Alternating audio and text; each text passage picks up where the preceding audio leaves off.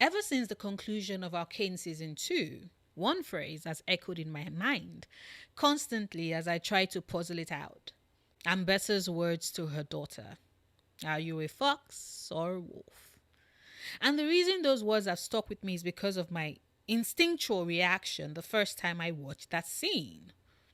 You see, my immediate response was, why can't she be both?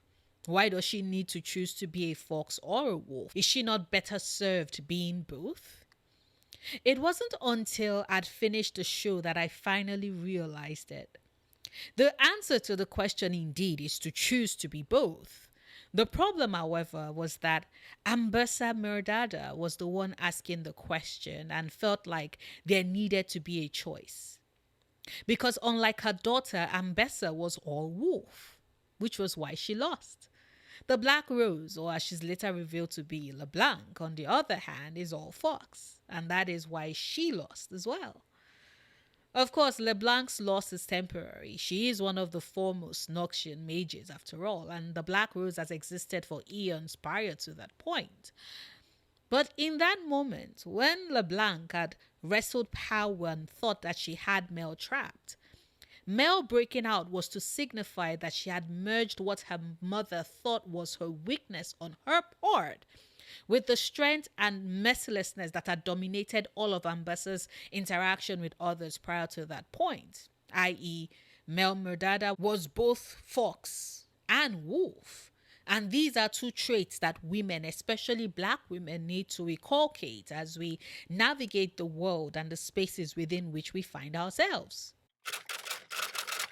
Now, when we look at the symbolism of the fox, especially as it has appeared throughout mythology, one thing that's always stayed consistent about the fox is that it symbolizes cunning.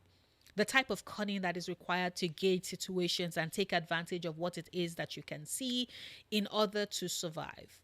The fox is known for its intelligence, one that ranks so high because it does use said intelligence to serve its own purpose, making plays and deals to get what it wants, because the rule has always been survival of the fittest, and the fox is not the fastest, nor is it the strongest. What it is instead is very cunning, very sly, like LeBlanc calls Mel after she breaks into the Thorn prison to free Ambessa.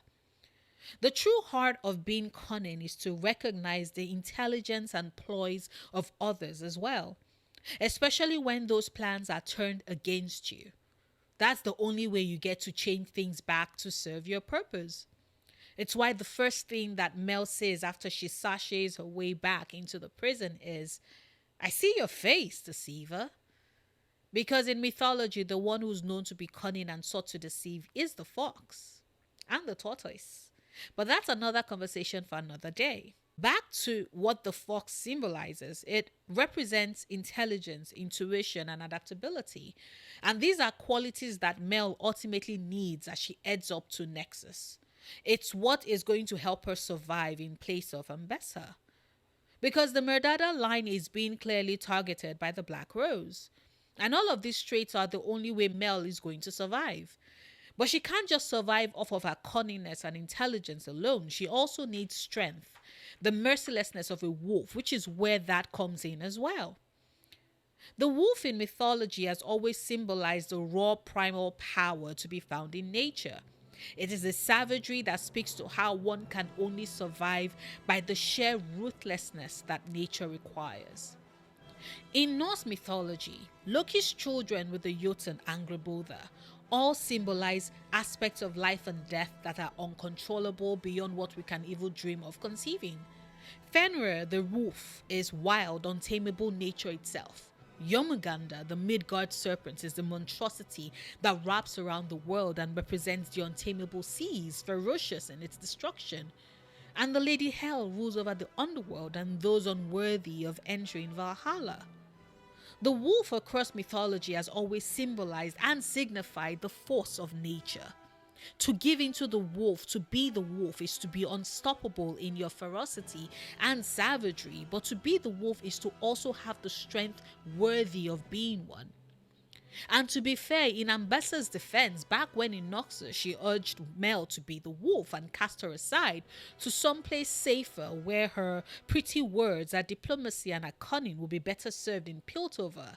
As that when she first had that conversation with Mel, Mel truly didn't have the strength to be said wolf.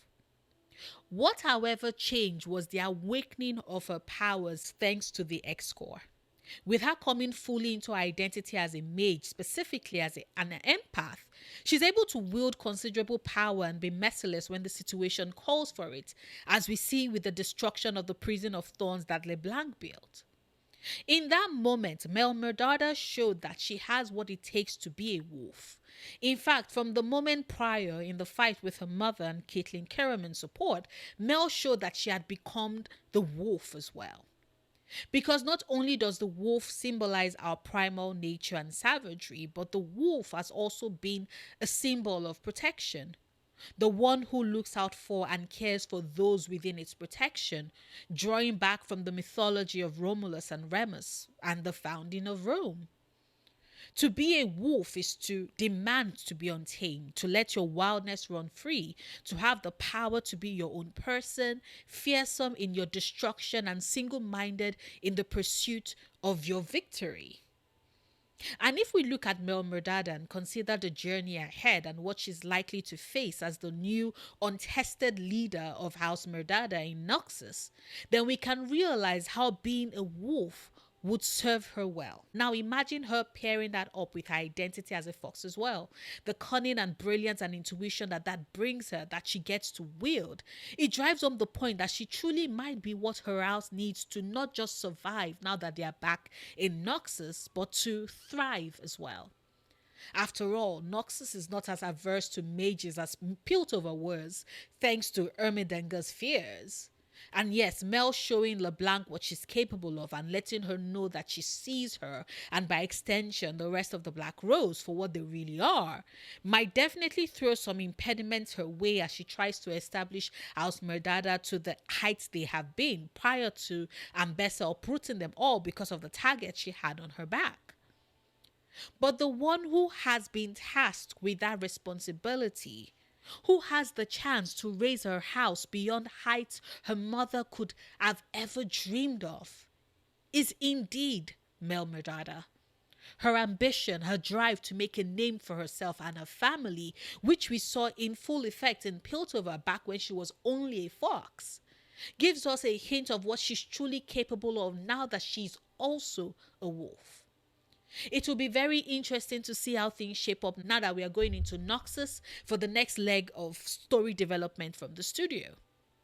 Now, I'm sure you're probably wondering about the statement I'd made earlier on how Mel's attributes as both fox and wolf would serve women, especially Black women, as we try to navigate our lives today. And all I can say in that regard is look at the present state of the world. Really look at it. With the way society seems to be devolving, does it not look like there is a mark, a target on our collective backs?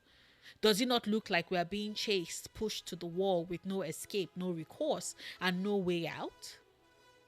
This right now, this present situation of things is definitely one that requires a level of cunning and adaptability in the circumstances within which we find ourselves, and intelligence and diplomacy as we try to navigate these spaces. But even as we do that, there's a need to balance it out. Sure, we don't break, we bend and flow with the times, but in bending, in adapting and shifting, there's a need that demands that we do not lose sight of who we are. That we do not lose that wildness, that bit of pure primal energy that calls to the strength present within us. That instead we find those who we seek to protect and fight for, and we do so with a ferocity that only a wolf can. Mel Medarda at the end of Arcane Season 2 is heading back to Noxus. Her immediate and direct family are gone. Kino is dead and so is Ambessa. And we never get a mention of her father, so I assume that Ambessa didn't need him and they never had him. Instead, what she's left with is the army that is her responsibility. There's something about her being a lone wolf, headed back home to raise her family's ranks, that just calls truly and deeply to the qualities that we've seen her show and express in the first 2 seasons of Arcane.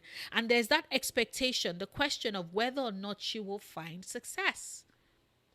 Whatever the case may be, when we return, whether it's with Arcane Season 3 or maybe it's going to be a whole new name like, say, Noxus Season 1, whatever the case may be, I will be here seated, rooting for my girl, for her ambitions and her showing off that she truly does have the best of being a fox and a wolf. What about you?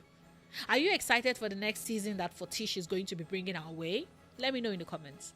Like this video if you enjoyed it, share if you want to, consider supporting me on Patreon if you can afford it, and until tomorrow's video, do remember, obsessing over the things you love, perfectly valid coping mechanism.